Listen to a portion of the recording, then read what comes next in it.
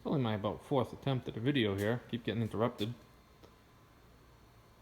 Just gonna just show you how I prepare mower decks for the season. This one's done.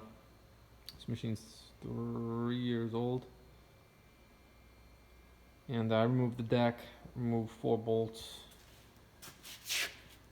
right there.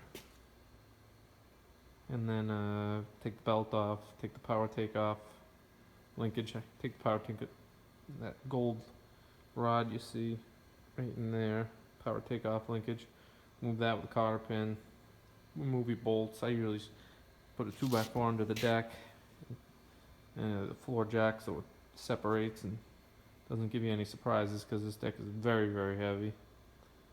And then I flip them up and take the blades off and scrape them and wash them and do all that. And I do the same to the Z. That's a big heavy deck as well. I haven't washed that yet, but I will.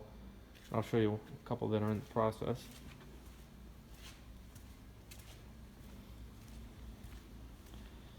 So this is mine. When I bought this mower, I bought it secondhand. I think it's a 2001. They really haven't changed the design much on the 36 and 48s, a little bit, but basically still the same. And they're heavy fabricated decks. The only downside to this one is I don't think you can get a mulching kit for it, but this mulches it so fine. I've never had it be an issue, or I bag it. When I got it, I replaced the blades, and there was so much buildup on these inner chambers here that the blade tips were the new blade tips were hitting.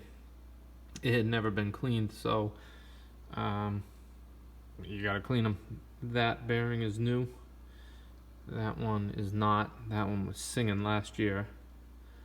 But I wash them and I scrape them, loosen the gunk up, wash them again, then I'll prime it and paint it.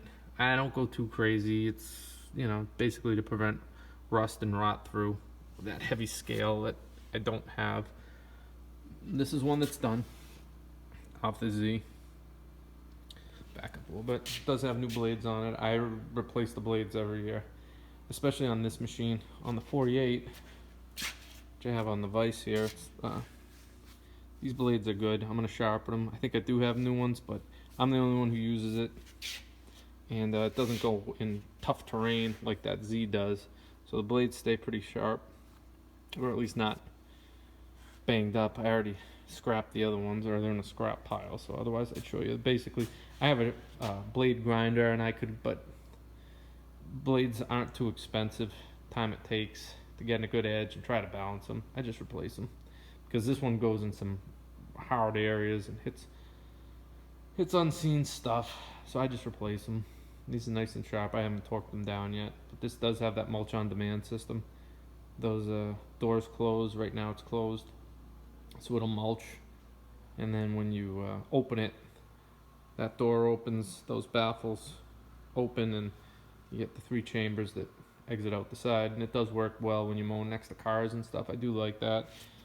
This machine doesn't have it, but I clean them up real good, paint them. That's why they look as good as they do, especially this one. This one's almost 20 years old, and when I'm done with it, it looks real good. Doesn't look brand new, but it looks real good. I clean the wheels, get all that heavy film of grass off, and they look good. You go to a customer's house and they don't know your stuff's 20 years old. This is the tractor part of it. I cleaned the wheels, I scrubbed it. It's in good shape.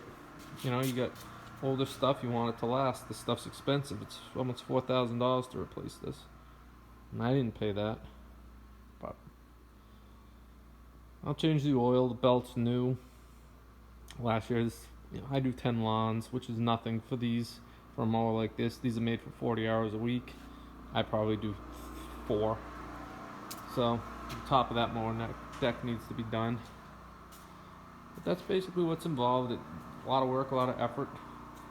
But you can make them good, you can make them clean, you can make them last. And I notice, I'm sure your customers will too.